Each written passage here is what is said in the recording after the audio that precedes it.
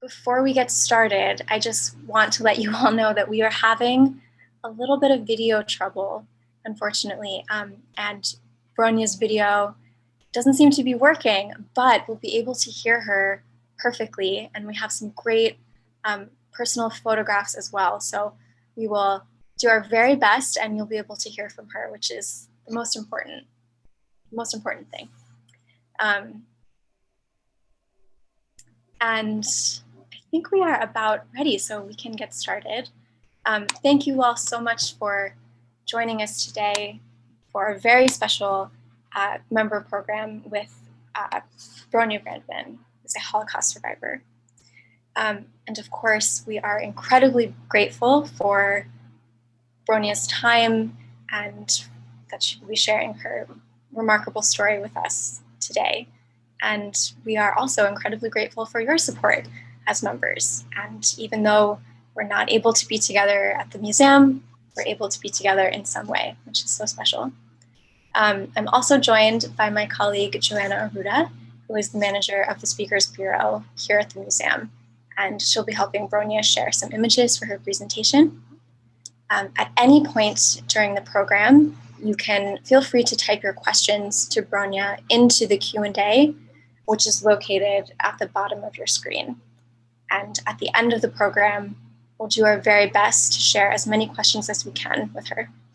On a personal note, this is my first time hearing from a survivor. And I also know that there's a member with us today who is a professor who has invited some of his students to listen in as well. So this is a very special and rare occasion. So thank you all for joining us. And of course, thank you to Bronia. Bronia and Joanna, you're welcome to get started whenever you're ready. Hey, Joanna, do you have anything to say before I start? Okay. I'm a little nervous and unprepared because you really don't see me. And I want to welcome you all, and my hats are off to you. It's not an easy subject, and you are willing to expose yourself to this. So my name is Bronia Brandman. I feel a little isolated here, not being seen. Okay, but I will start my program anyway. So, Joanna, would you be good enough to show the map of Poland? Okay, so the pink, as you can see, is Poland. The green is Germany. Wherever you see the crosses, these are extermination camps. Poland had the largest, I come from Poland, and Poland had the largest Jewish population in Europe at 3,300,000. 3 million were murdered. 1.5 million innocent children were murdered. So my family, my brothers and sisters, my parents were murdered as well. So I mentioned that these crosses are the places where killing centers. The largest of them was Auschwitz, which is south. Auschwitz, more than 1 million were murdered. Can you wrap your head around this? 6 million, 1.5 million children, innocent children were murdered. What has the world lost? So we lived a little bit above Auschwitz, it was a small town called Jaworzno. It was 15 kilometers from Auschwitz. I will just mention Katowice because it was the birthplace of John Paul II. I will also mention Sosnowiec, which was above Jaworzno, It is part of my story. So before I start giving you a chronological events, what happened to my family, I would like to introduce the family, one family of the 6 million that were murdered. So, Joanna, would you be good enough? And we start from that, not the house, but a little before my father. My father is from was a major walking encyclopedia. He was a major scholar of Jewish texts. His genealogy in Poland goes back to the 1500s, to the rabbi named by the acronym as the Rama. It was Rabbi Isserles. Are you saying? Oh, okay. Do you have a problem hearing me? Do you have a problem hearing me, Joanna, Jory? Bronia, that's much better. Yes, that's perfect. That's much better. Good. Yeah. Can you hear me well now? Yes, that's much better. Thank you. Okay. So he was not a businessman. He was a scholar. He lost his father when he was 3 years old. He lived in a big town in Vienna, in Austria. And besides being academically very informed, he also was extremely handy. He could practically do anything. And he copied, of course, all our toys from the existing toys. He was very interested in science. And he was a little bit on the private side. He believed in not praising his children or their accomplishments. He could let his hair down when we were small. But Father, we know Father cared. Okay, that was Father. Next. And we see, okay, this was Mother before she was married. Mother was very generous, very wise, nurturing, never raised her voice, never criticized us. She was proud of being able to recite famous German poets. Her mother was wonderful. That was Mother. Okay, next. That's another picture of a mother and a cousin who ended up living in Holland. They had only one child.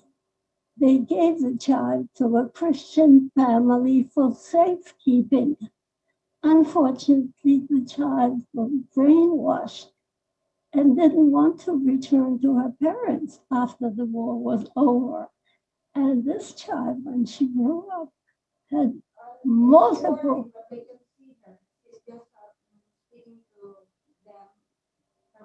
Okay, so it was, she had a lifelong issue of identity. And the next, this was my father's Hebrew Hebrew wedding invitation. We don't have my mother's. He lived in Vienna. My mother had one in Polish.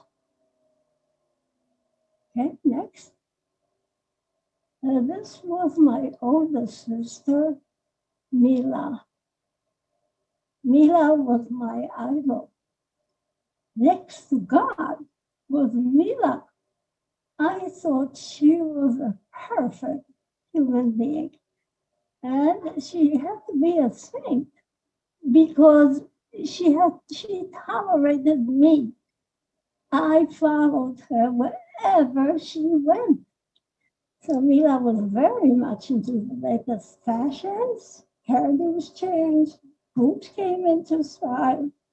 Would have been very modern today, would have been very acceptable today. She was, whenever she entered any place, the place lit up. She was a romantic. She was an avid reader.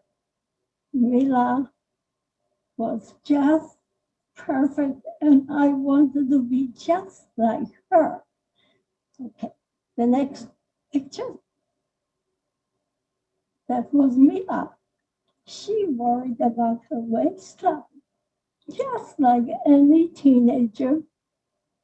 Okay, next. Mila again. By the way, you may wonder how come I have pictures. And the reason I have pictures is because we had a cousin in America who had all these pictures.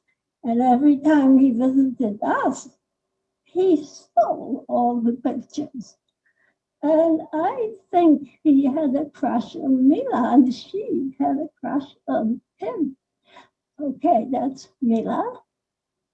Next. And that's on vacation, what was very primitive. You had to get water from the well. And here she is getting water from the well. Only cousins of the same age were allowed to go. And there was one little bird there. Guess who? Okay, next. Mila with her Yaakov friends. And Mila with her bosom close cousin who left you, by the way.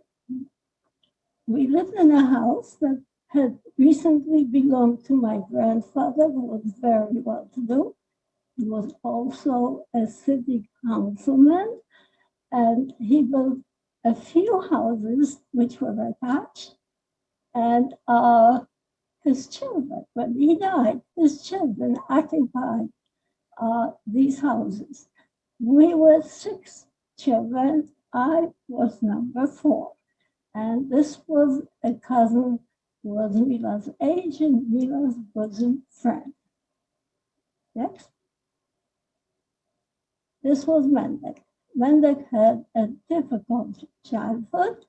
He was dyslexic, but we didn't know anything about dyslexia then.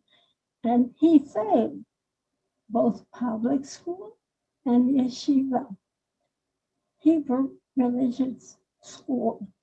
And he was a dreamer, and consequently, because he was not producing, he had a very bad self-image, and father was very unhappy. Mendek is the only one who survived. And Mendek today is famous. He's listed in the Smithsonian as having achieved in America. He's a major inventor, a photographer, a painter. He wrote a book of poetry. His theme is brotherly love. Mendek is extremely gifted. He made machinery, invented machinery for his daughter, who is the biggest grower of organic vegetables in the world.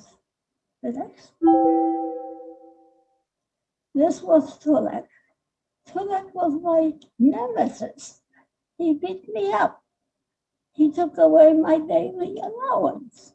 He then threatened to break my toys. Secretly, I liked him because he was his own man. Okay, next.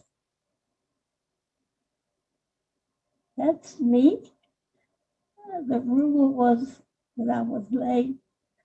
I was the one to shut the lights. The rumor also was that I was stubborn. I did not believe that. Okay, that's me at age 7. Okay, the next. Next to me is my younger sister, Rutka. We shared a bed, but we were opposite. Rutka was a very playful kid, very, very daring. She, I was very jealous of her. She went to sleep with the roosters and woke up with the roosters. That was Rutka. Next, that was the baby, father's favorite. He thought she was the smartest and the prettiest of all of us. Every time a baby was born, he wrote to my cousin and said, this one is the prettiest, and this one is the smartest of all of them. And one day I caught father. He was showing off with my first grade homework to my distinguished uncle. And he turned red as a beet. He did not want us to know that he was so soft and that he really, how proud he was of us. So that is my family. And now I will quit with that. I want to give you a chronological description of what happened to my family and me over the 6 years of German occupation. So we will stop this. We will go to this, the Jewish Magen David, the Jewish store, and this is Mendel. He was drafted into the army when he came to the United States. This is the Jew. I will get to that later. We'll stay with this until I get to that. Okay, 1 second. I would like to have a drink.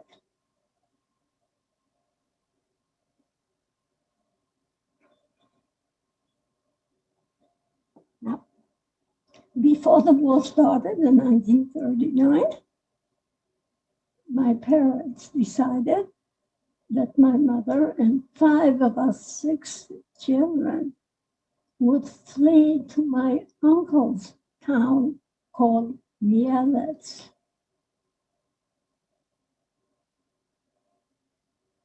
Needless to say, I never was away from home other than camp or when my sister went on vacation. The trains were transporting soldiers only. My mother hired a wagon, and the trip itself was very traumatic. We finally arrived in Mielec. My uncle had to accommodate 6 people. The very first night when the Germans marched in, we heard those scary, loud voices commandeering as if they were speaking to murderers. And they were shouting, raus, Juden, Schweine, raus. Jews, swine, get out. They made us come out in our nightgowns. They selected the men, marched them to the synagogue, and burned them alive. Then they went to the slaughterhouse and butchered Jews and hung them on meat hooks, the dead and the living. Then they went to the ritual bath and drowned Jews. And I was 8 years old I learned very fast what the enemy, what Germans had in store for us. And I knew that my parents could no longer protect us. Eventually, we returned home to my father's store. They took father and my oldest brother, who remained home, to the basement of our hardware store. They told father to face the wall and raise his hands. They were going to shoot him. And as hours passed by and they were horsing around and kicking my father, they told father he could go. It was a joke.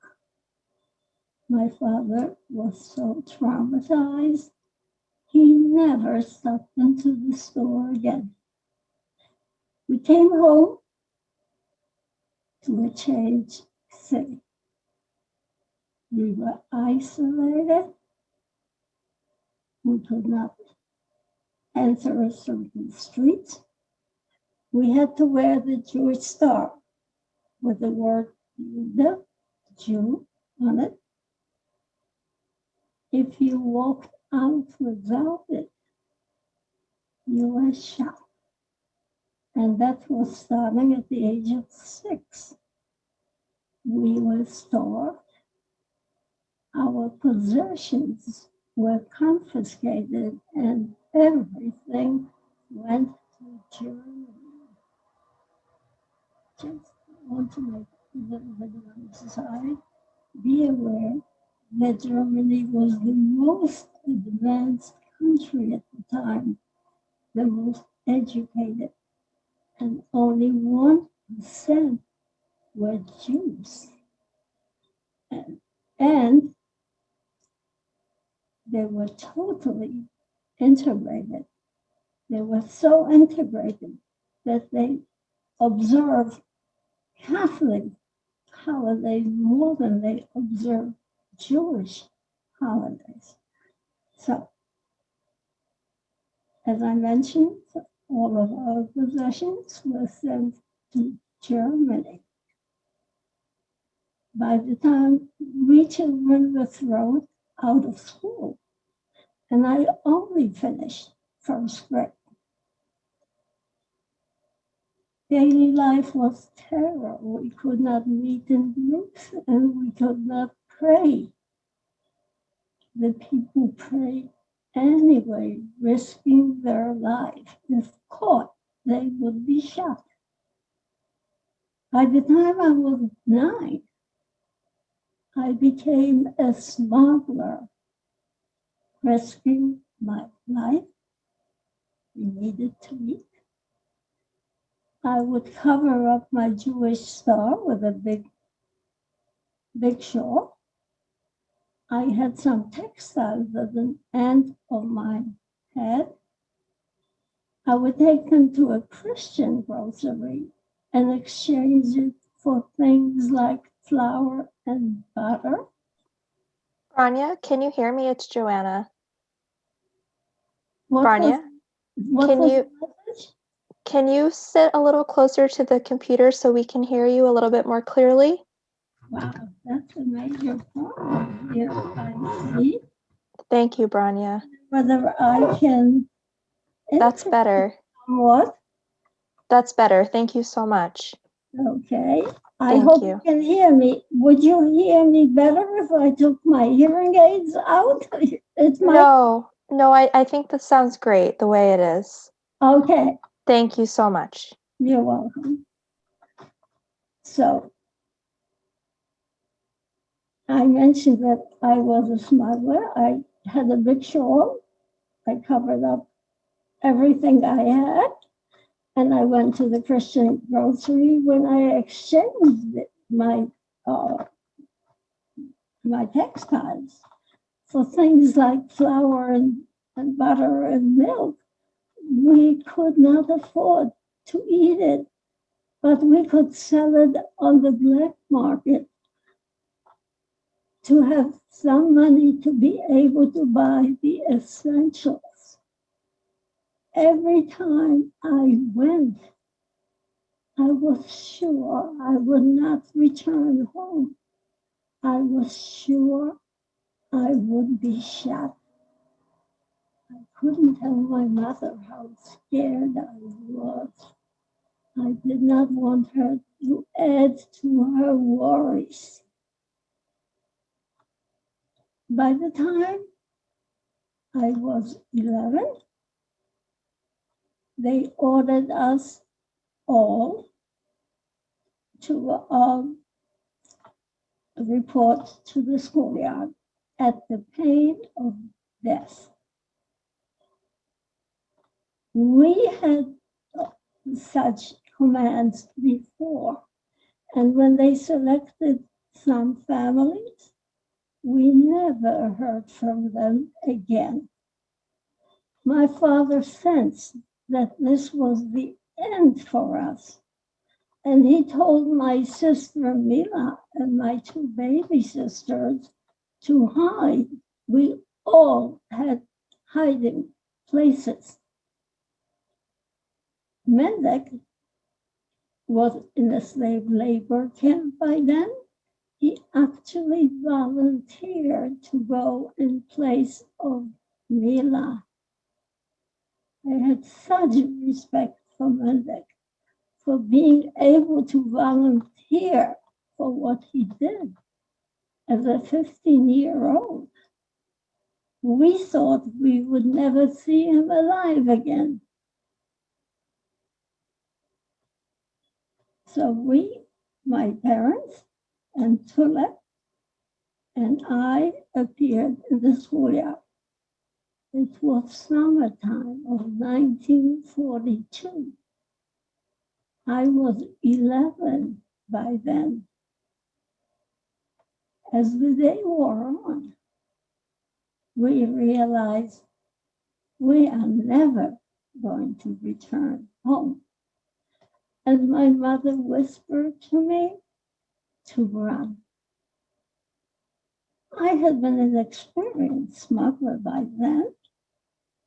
I knew that if I were to run, a volley of bullets would come in from all directions, and the dogs would attack. So instead of running, I walked out very slowly and very deliberately, as if that was exactly what I was supposed to do. And the soldiers must have been so stunned to see someone just move out. Nobody stopped me.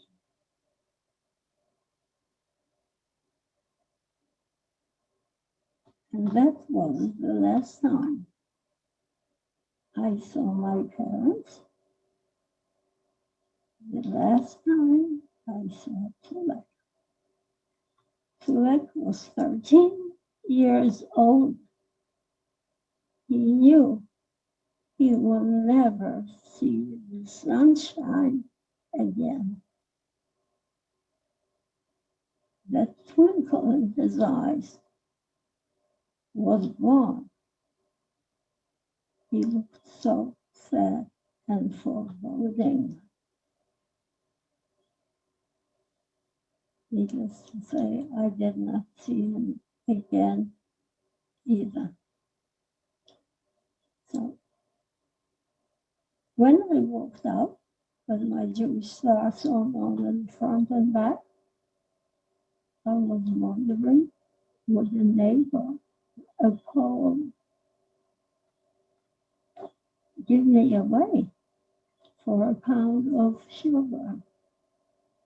Luckily, they didn't. I mentioned, by the way, I didn't mention that the Poles were very anti-Semitic. When we went to school, we were called dirty Jew.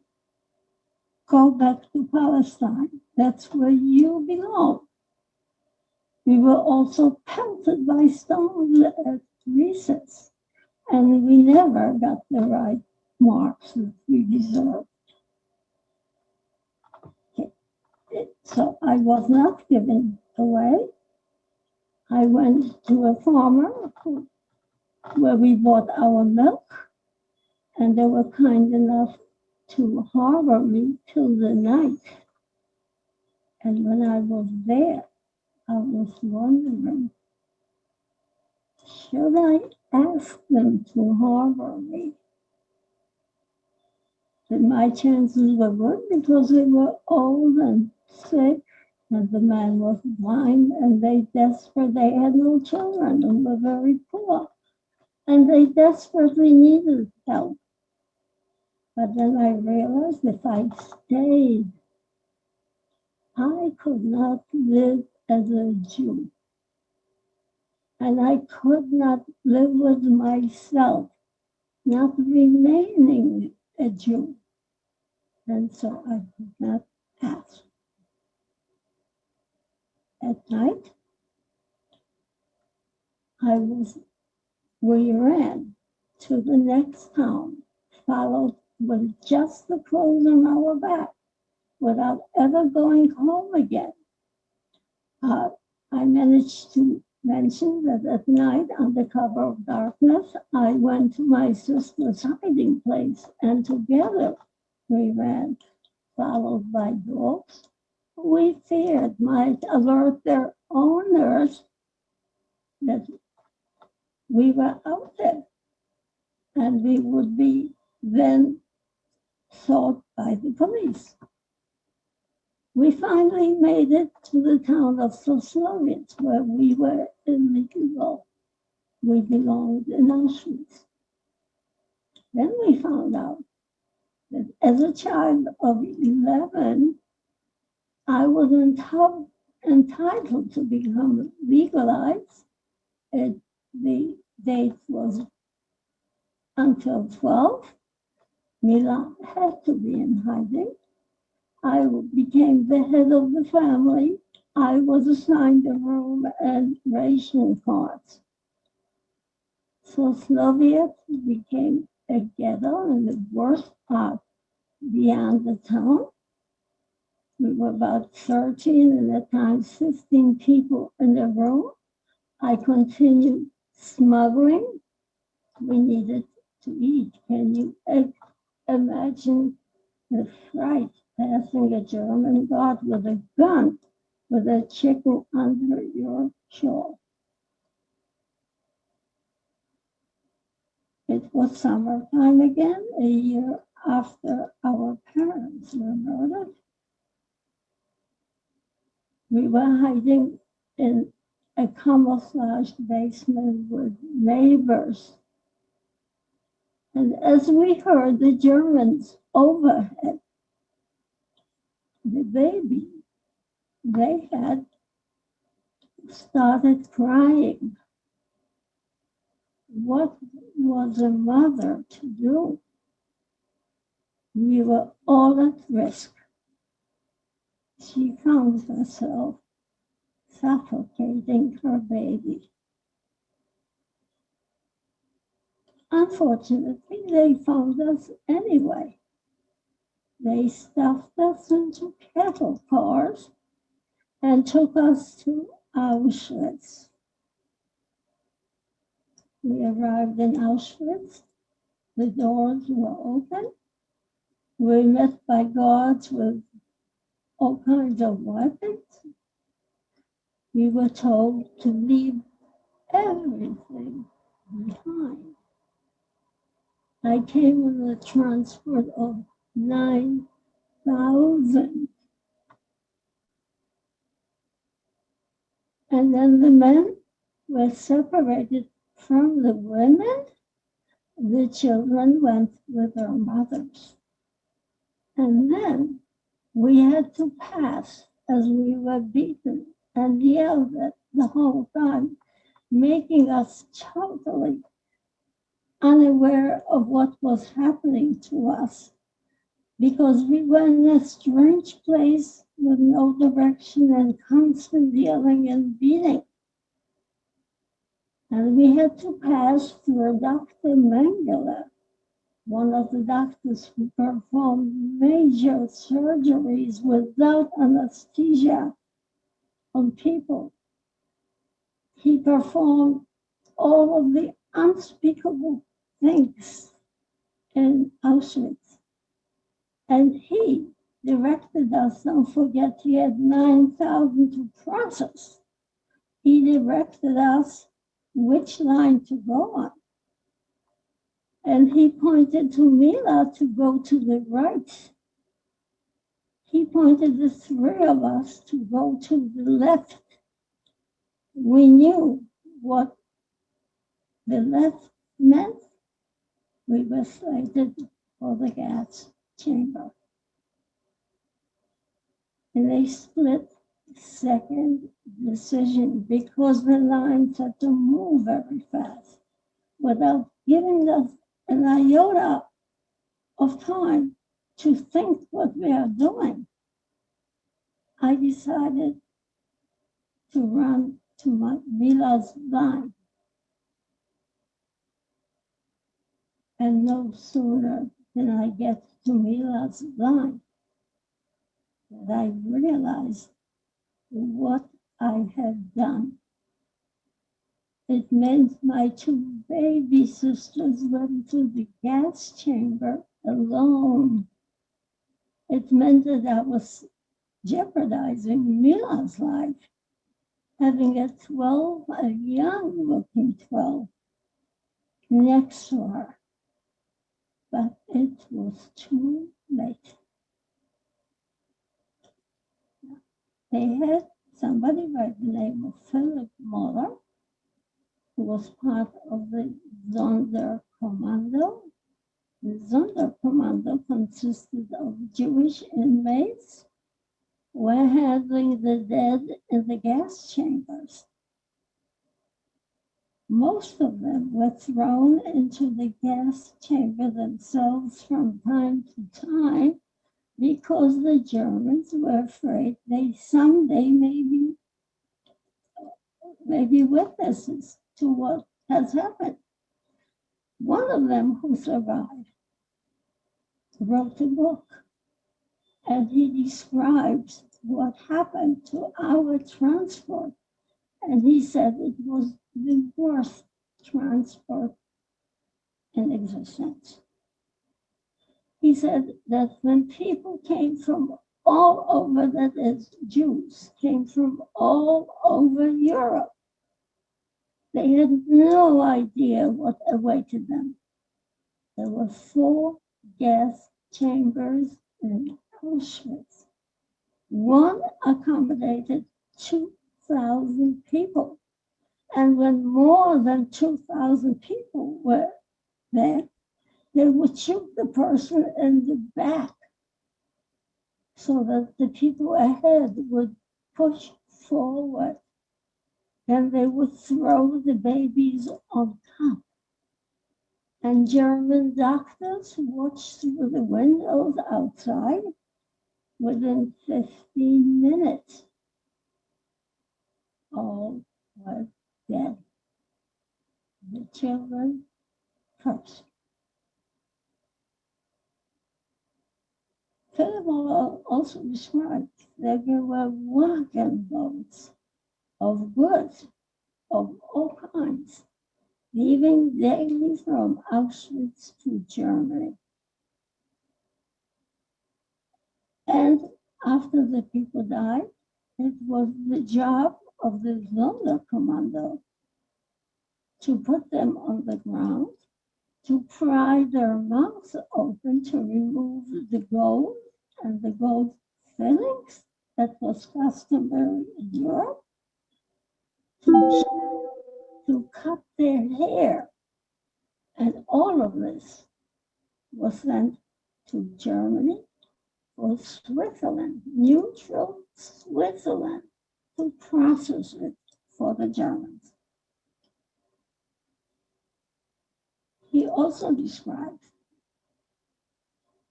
where my 2 baby sisters were. They did not give them this the assurance speech which they gave to all the newcomers, telling them the faster they got undressed, the faster they'd get the hot soup which is waiting for them, and the faster the children will be taken care of in the kindergartens. They knew they could not tell this story to our transport because we lived so close. And we knew the truth. And they prepared extra guards and extra dogs.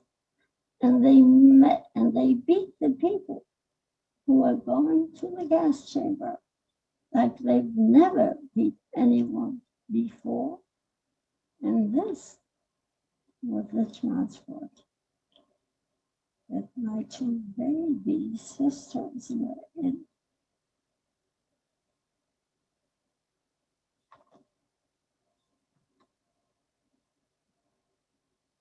The line that I was with Mila, we were told to march to the disinfection place. We then were told to get undressed naked. Can you imagine standing naked in front of German men for hours? And then our hair was shaved while we were naked by men. And then we were all tattooed. So my number is 52643. And Joanna, would you be good enough to show my number on my hand? Okay. And from then on, I was no longer a human being. I was the number on my arm. In time, I forgot that I had parents, that I had brothers and sisters. There was nothing left for us. Not our cultural heritage, which was 1,000 years old in Poland. Nothing. There was no past. We were totally bereft. No past and no future. And then we were handed a garment, one garment, a dress. Mine was to the floor. No underwear, and one pair of wooden clogs, no socks. And Auschwitz was built on a swamp. And those clogs were forever stuck in that swamp. And our feet were always swollen and full of pus. And then we were assigned to a barrack. And the barrack consisted of wooden planks 3 tiers high, covered by straw, one blanket for 10 people. If one turned, everyone had to turn. And the space allotted us was the size of a coffin. We were woken up, some say at 4 and some say at 5. Breakfast was a bowl, or yes, we received one additional possession, which I had for the next 2 years. And that was a tin bowl. So we received for breakfast green hot water. And we were assigned to the laboratory. I forever forget the name. I don't know, it must be something psychological. Latrine is the word. We were assigned for latrine for a few minutes. If you drank the water in Auschwitz, you had dysentery. And you couldn't necessarily wait those few minutes that were allotted you. And You had to dirty yourself in your dress that was yours. You were also guarded inside that latrine. There were 800 people assigned to one latrine. We were also guarded in that latrine by soldiers with pointed guns. We then had to line up, stand at attention, sometimes for hours in every kind of weather. And while standing, from time to time, we were selected for the gas chamber. And when selected, you were assigned to a block 25, where they no longer closed you, no longer fed you. The rats were eating you up alive. Because we could not wash for months, we were covered by lice and lice-breed disease. And Mila came down with typhus. Excuse me one moment.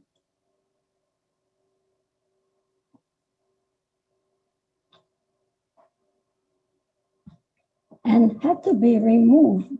Mila could no longer walk or stand at rappel. Rappel is the roll call. And had to be removed to a place for the sick, which was called the Revere. And my dilemma, should I go with Mila? We knew that going to the Revere, we did not return. I did not want to part from Mila. I went to the Revere as well. On the Revere, nobody was taking care of the sick. We were lying naked with a blanket that was full of pus and blood and feces. Nobody ever washed the blanket. And one day, I don't know how long we were there,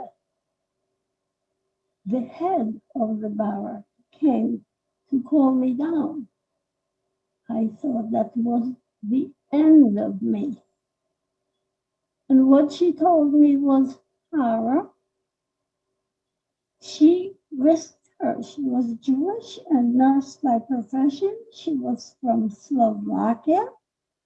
She, by the way, came on a transport of 1,000.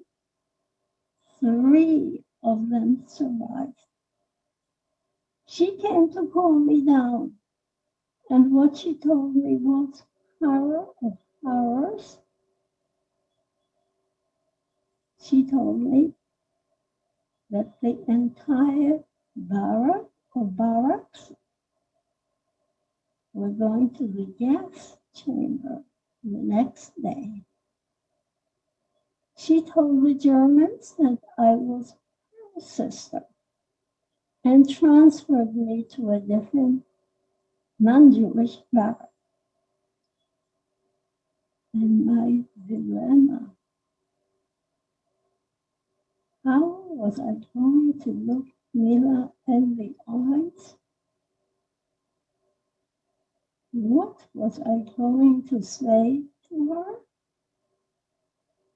That she was going to die? I was going to live? How could I face Mila? I could not face her. I could not tell her the truth. They took Mila the next day to the gas chamber. I felt myself turning into stone, and I vowed that I never allow myself to develop and grow, that I did not deserve to live.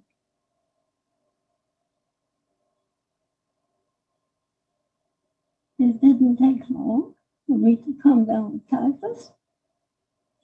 Mengele came around and he had my number written on the list for the gas chamber. And Bozhenka was supporting me. And she told me as Mengele was leaving for his car to go after him and ask him for my life. I did not want to speak to that butcher.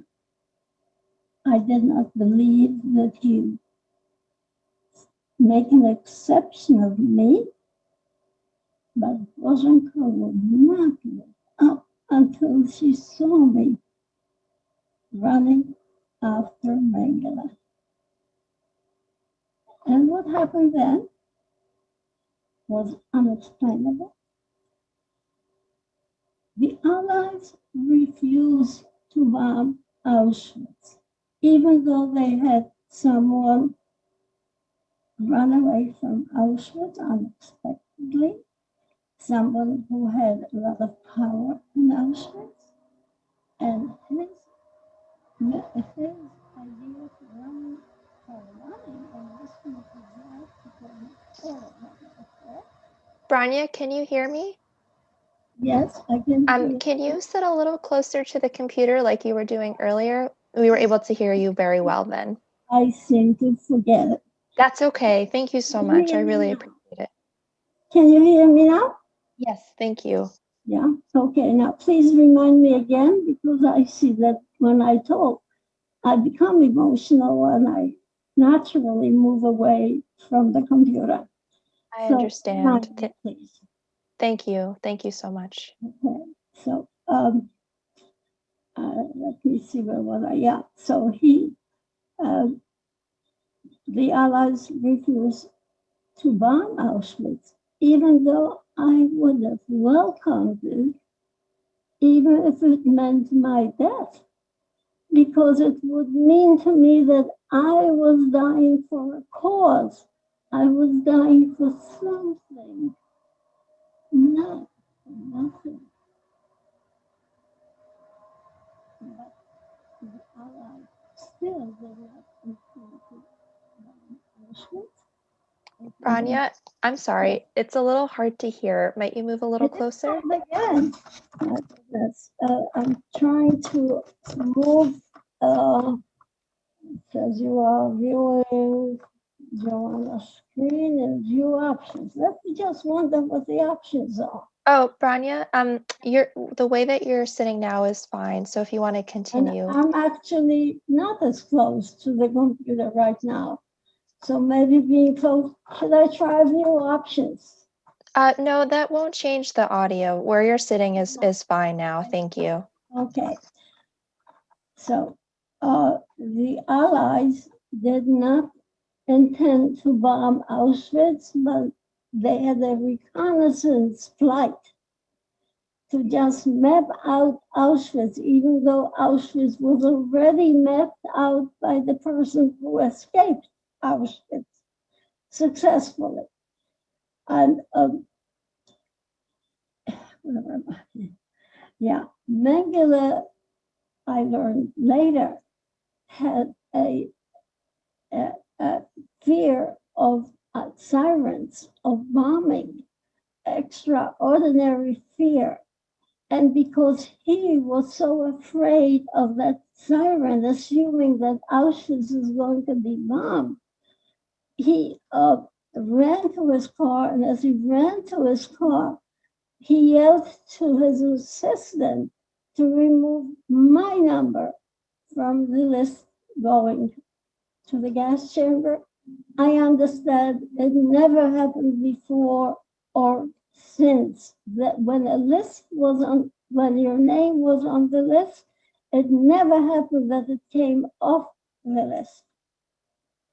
So, by the way, forward for the Auschwitz, for the day was one slice of bread made out of sawdust and a bowl of watery soup, and how you prayed that you'd get from the middle of the barrel where something might be swimming in it. This was the food. Now, I knew there was nowhere ever that I was getting out or anyone would get out from Auschwitz other through the chimney in smoke. Okay. Daily life was horrible. You just waited. If I'm not going to go to the gas chamber today, I might die from starvation. I might die from disease. I might die for being buried in one of the ovens. By the way, Philip Muller also mentioned that after they pulled the teeth and cut the hair, they burned the bodies, and the ashes were used for fertilizer and for home insulation, so that you were gone from existence, from this world, in nothingness, as if you never existed. I will just go to the end. Well, I woke up one day in a strange place. I had no idea how I got to be there.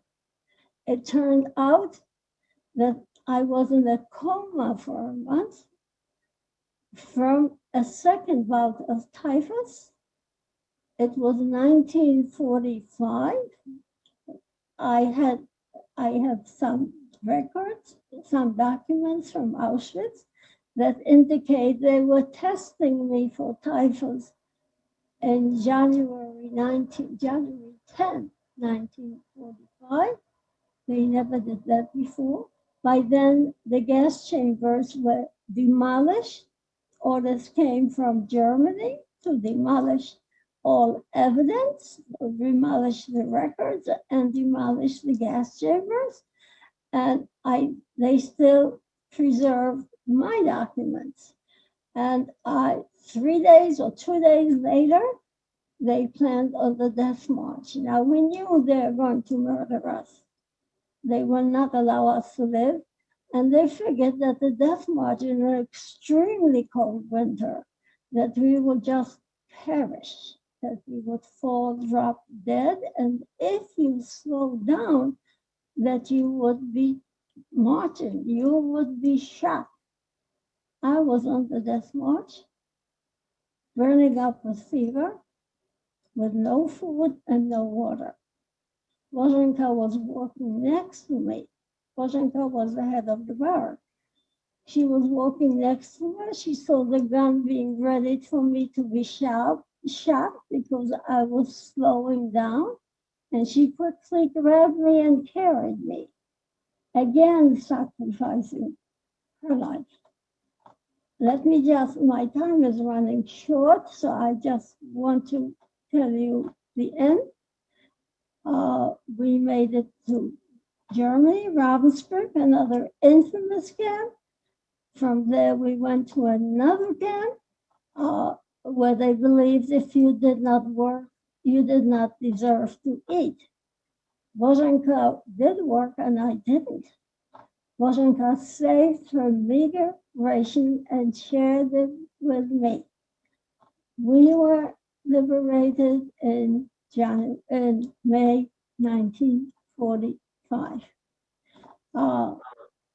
I was alone in the world. Where I was 14, I was 8 when it started. I was 14 when it ended. My mother's 11 siblings and their spouses and their children were murdered. Where was I going? My neighbors were murdered. My friends were murdered. Where was I going to go? People who went to Poland had to run for their lives. Poland was murdering Jews after the war. They were afraid they will claim their homes back. Now, when all of this happened, I assume nobody could possibly know that the Germans must have kept a secret very well. But it turns out the whole world knew and did nothing about it. Every door was closed to us as we were being decimated down to zero.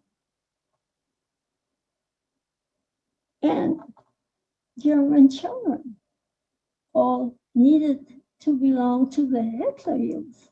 We're singing, if the Jewish blood spurts from the knife, then all will be well.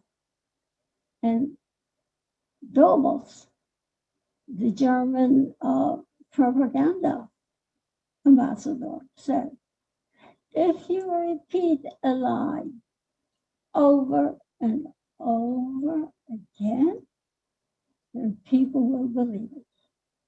So anti-Semitism is rising, and is rising to great proportions. And we know that millennials don't know Auschwitz ever existed.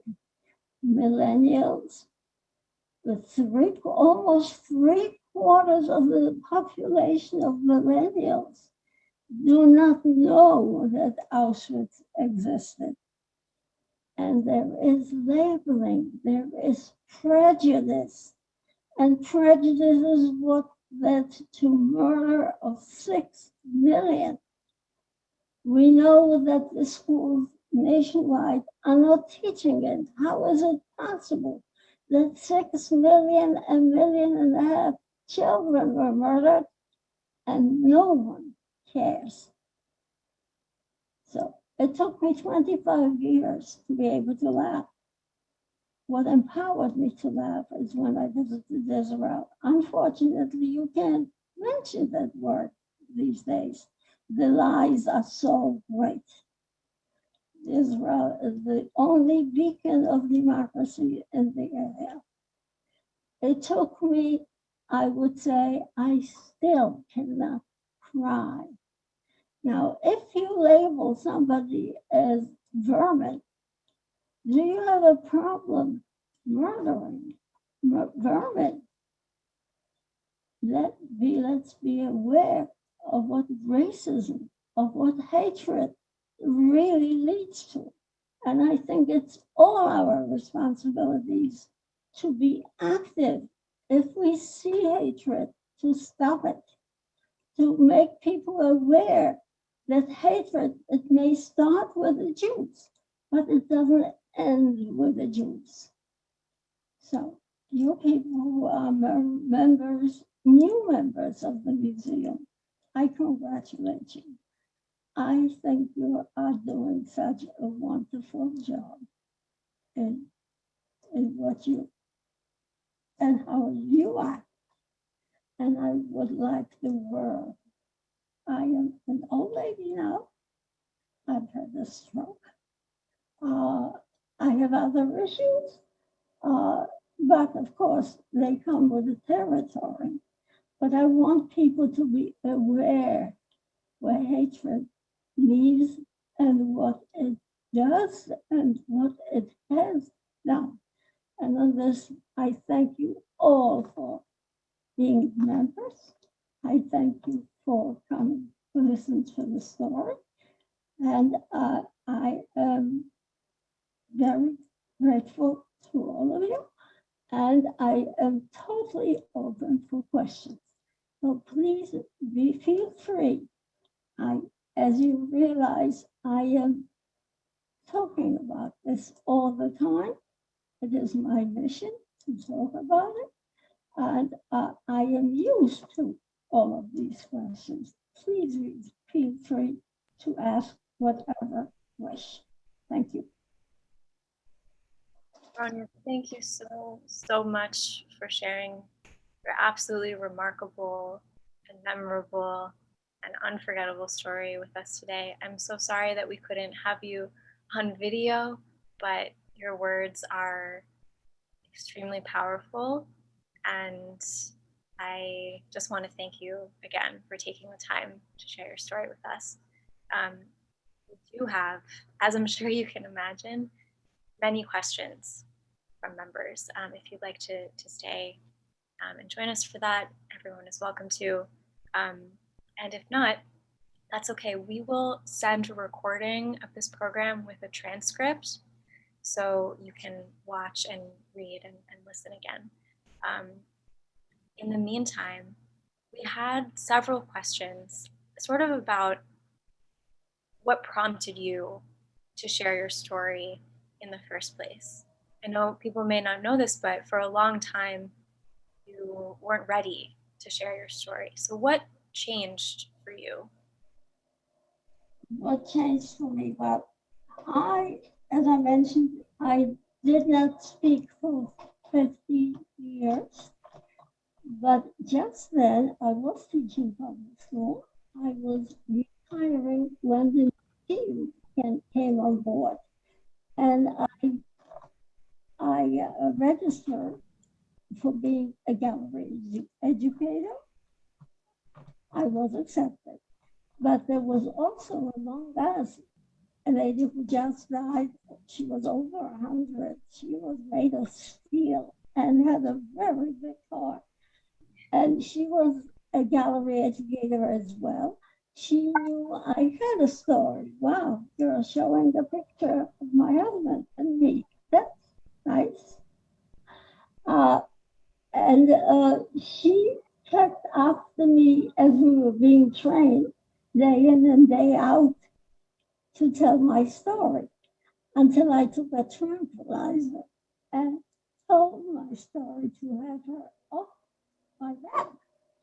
And since then, I have not stopped. That was 20 years ago or more, and I have not stopped. This is what changed. Thank you for telling us about that. My daughter, my son-in-law, my grandsons, who are now married. So nice. Oh, nice to see it in front of me. I guess the audience sees it as well. Okay, thank you. Members were very moved by just your vivid memories of this time. What is, I don't know if you feel comfortable answering a question like this, but what, they really want to know just how are you feeling on a day-to-day basis? What is your life like? How do you carry these memories around with you day to day? But I will tell you one thing. It's harder since the COVID-19 because I have more time. Before that, I just went from one thing to the other. I was teaching, I was raising a family. I went to school at night. I have a master's degree. So I was actually afraid of having time on my hands because I had to deal more with what has happened. And it's never happened historically to anyone before.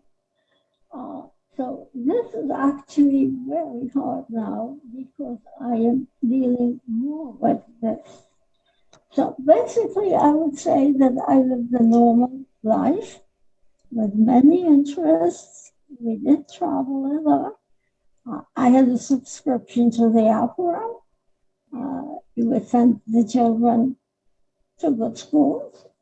The older one is a lawyer, the younger one was a teacher.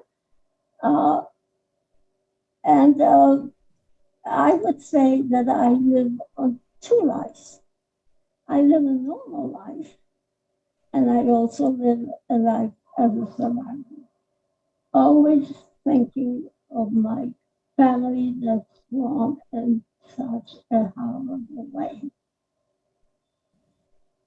And I wish that people's memory would be shorter than they are.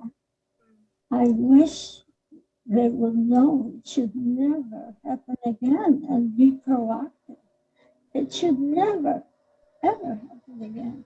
And there is, I'm afraid there is a great fear because there is a lot of anti-Semitism and freely expressed.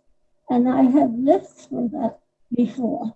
And I really fear it shouldn't happen again.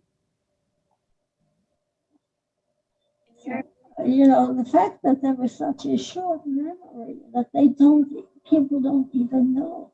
How is that even possible?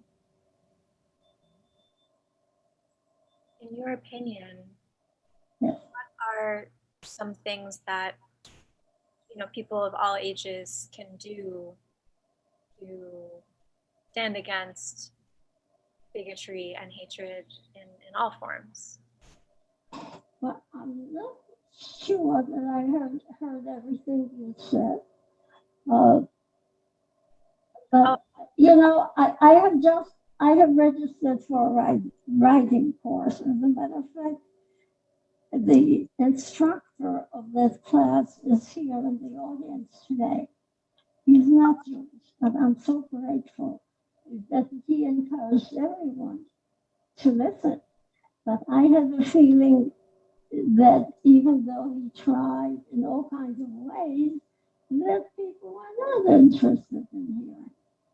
And that hurts. Can you repeat that last line again? The last line is that the instructor of the writing course who is here, who is very broad-minded and very empathetic, that he tried to encourage everyone in the class to attend this lecture, to hear this lecture. And I don't know for sure, it's possible that some of them did attend, but I think the majority was disinterested. But I think they are interested, definitely. And I think to hear it from you, it's one thing to come to the museum and to see exhibitions and to learn secondhand, but I think it's something entirely different to hear a survivor testimony. So thank you for sharing your story today. I always feel inadequate. I'm always afraid. Am I saying too much to children we want to protect? Am I saying not enough? Am I not able to express for what really happened? And again, it seems so impossible that it could have happened from a nation that was the most advanced at the time. That it could have, I don't know, it's beyond. And the horribleness of it, what they devised to every day to make us non-existent, non-people, to take away our humanity, to kill us. Why? Why would they want me to be dead? Why would they want my sisters to be dead? And again, I'm repeating it, the anti-Semitism here in the most wonderful country in existence, and it expresses itself very openly. Why? And as Gable said, you repeat the big lie over and over again, people believe it. So I'm very grateful to the museum for giving me the platform to be able to speak about the horrors in my time, where I personally experienced it. And that was only one person experiencing it. It was so horrible in different places, probably worse than my experience. People are very interested in your your experience with your family before the Holocaust, do you have memories of, of your family during this time? Did you practice religion before the Holocaust? What are some of your favorite memories of your family before this time? The holidays were the most favorable because we got new clothes and we didn't have to go to school. And, and I went both to Hebrew school and to public school. And the whole atmosphere of this togetherness with the family. And of course, we were very religious, so that sort of put us, having this Sabbath every week where you totally didn't do anything that required any work whatsoever. You were totally disconnected from all the negatives in the world, but you were able to be spiritual. And that left a lot in my memory. Yeah. And by the way, you both are doing a great job in the museum being involved in this catastrophe. We're very grateful to you. I want to thank you as well. Were you able to, I guess people are curious if you were able to, or how did you reconcile, how did you navigate hanging on to your spirituality after all of the trauma that you experienced during the war? I think knowledge is an important thing. For instance, my daughters, even though they were professionals, they attended Hebrew school alongside the professional schools. So they're very imbued. And what's more, you have to know the Torah, the Jewish laws, which were produced 3,000 years ago, which are really unbelievable because we know that they had beautiful cultures. They had beautiful cultures then for 3,000 years ago. But that's all that's left. The people are not the same people. The people are entirely different people. We Jews have the roots 3,000 years ago, which DNA proves that we are the same people. And the laws of the Torah are being copied in the democratic countries. They are the most beautiful and humane laws that you could possibly imagine. So there is something that keeps us united and keeps the memory of what you learned as a child very strong.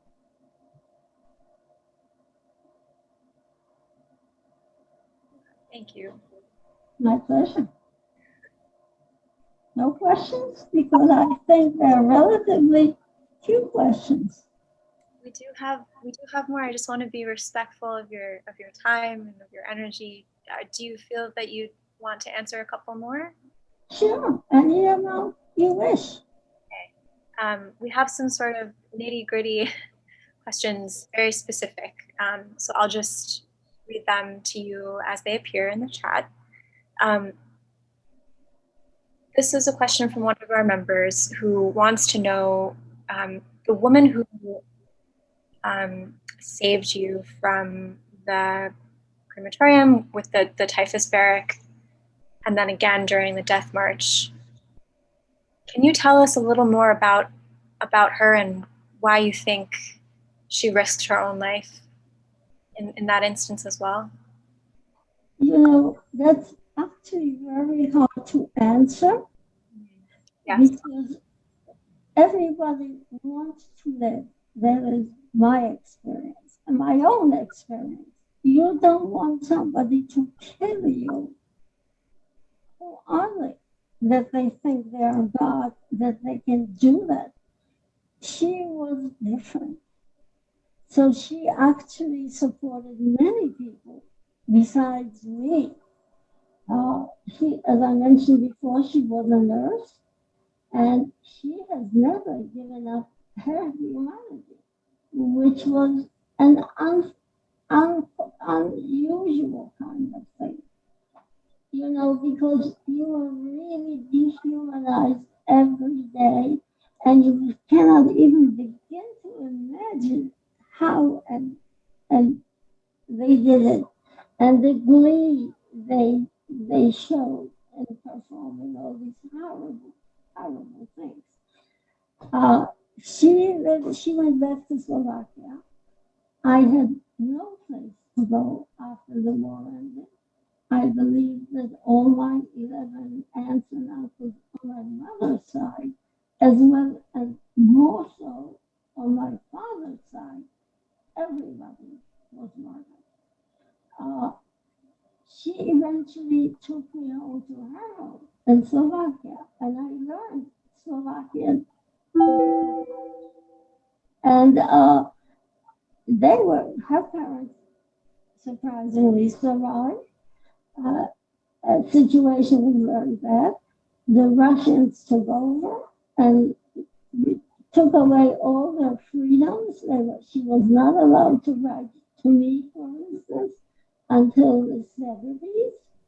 And at 70s, the situation got better as far as the Russian control was concerned. And she came to the United States.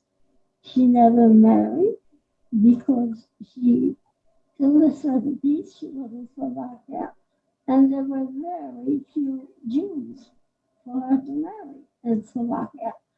I was in touch with her throughout. She considered me her child throughout. She called me, by very endearing small girl names. Always never want to speak about her issues, but only my issues. And each time reassuring me and making me feel comfortable. Now, in the end, she used to Florida. She was a nurse, so she resumed practicing her profession here. She also raised a niece whose mother was working at night. And she just was one of the time. I don't know many people of her caliber who had such a great heart. Bronia, I'm sorry, can you move just a little bit closer to your microphone so we can hear you?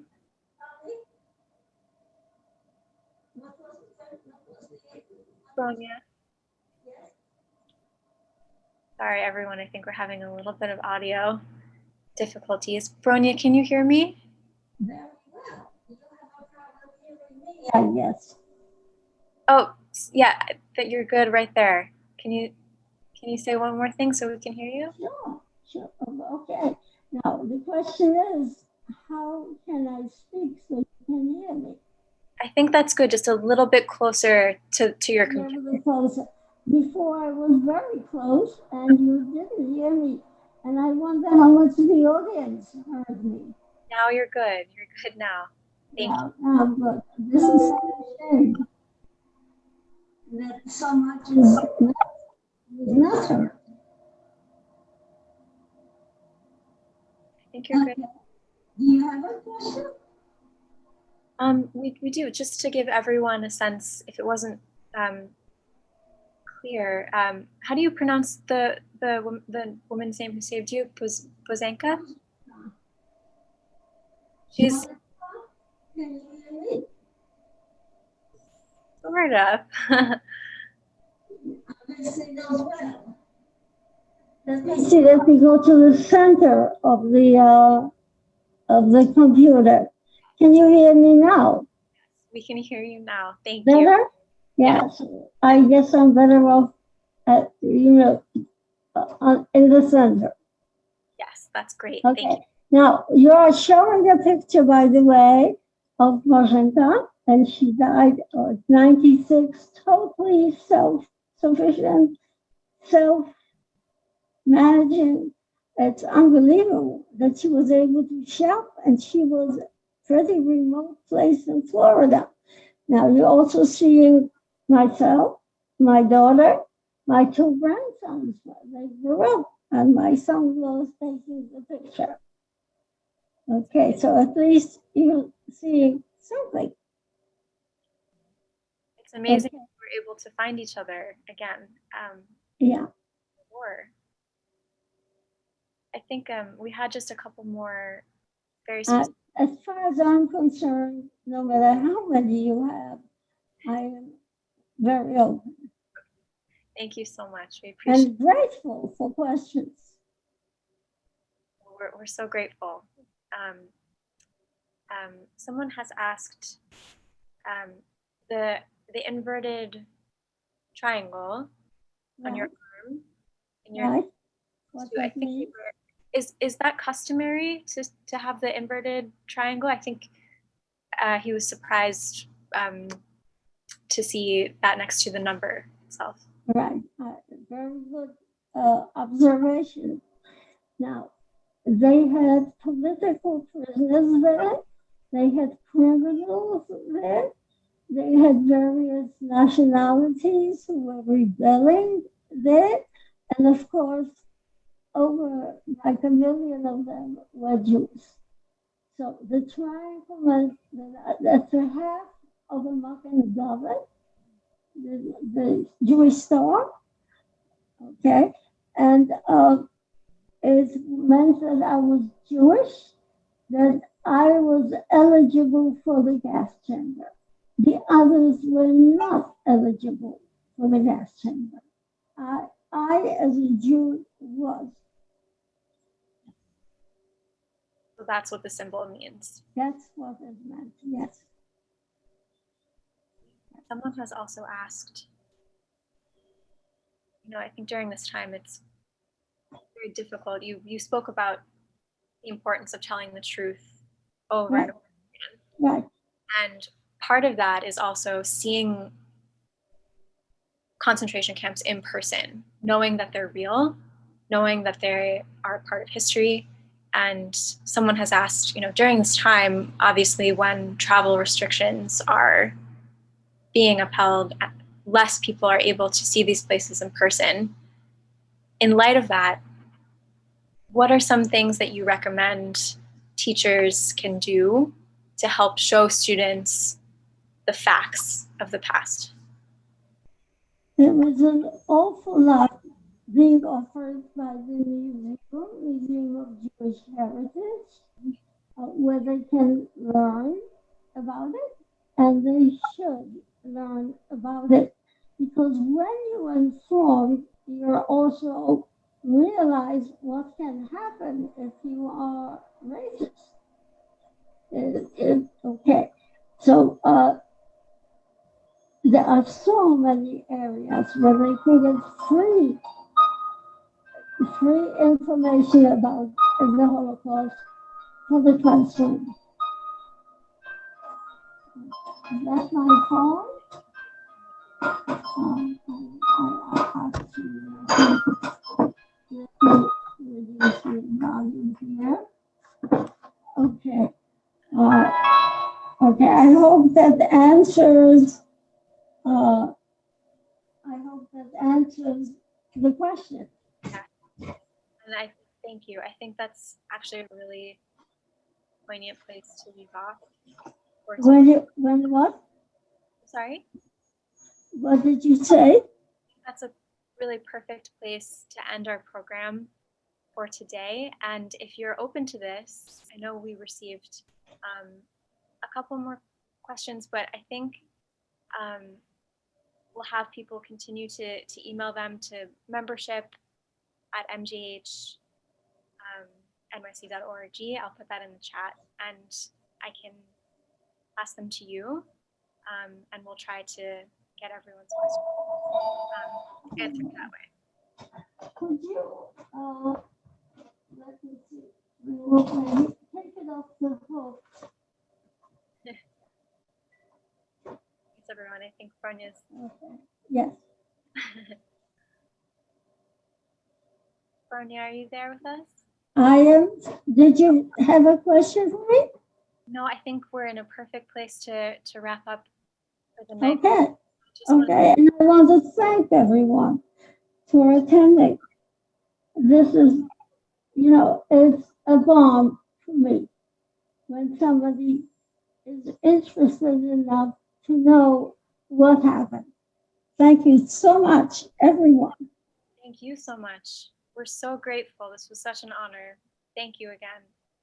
I'm just sorry that we had technical questions, technical problems. We are too, but you did a fantastic job, and we're so grateful. Thank you. Thank you. Wonderful. Thank you very much, both of you. And the audience. Yes, and to all of our members, we're so appreciative. Thank you so much for your support.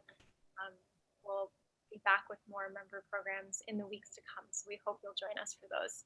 And thank you to Joanna for helping Bronia share her story and images. We're so grateful. Thank you again, and have a great night. Take care, everyone. Thank you.